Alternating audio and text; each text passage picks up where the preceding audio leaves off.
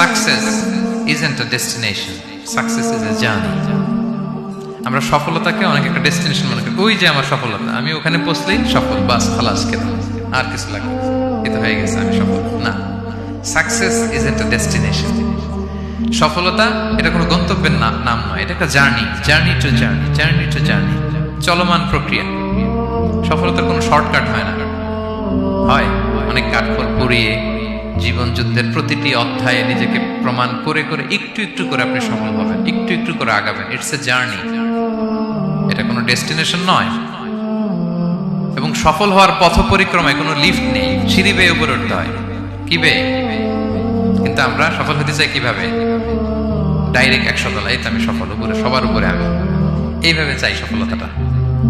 সবার উপরে উঠে যাব, গোল্ড মেডেল গলায় পরাই দিবে, আমরা সাকসেসফুল না। সফলতার রাস্তায় কোনো লিফট থাকে না, কি দিয়ে উঠতে হয়?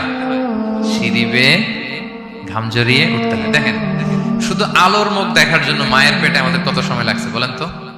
জাস্ট একটু লাইট, হ্যাঁ 9 মাস 10 মাস সময় লাগছে শুধু একটু আলো দেখবো আমরা, একটু আলোর মুখ দেখার জন্য আমার লাগছে 9 মাস। আর এখানে আমরা শর্টকাট ফিজিক্যালি কি খুঁজি? সফলতার কোনো শর্টকাট নেই। অল্প এফোর্টে যারা সফল হতে চায় এরা কোনোদিন সফল হয় না।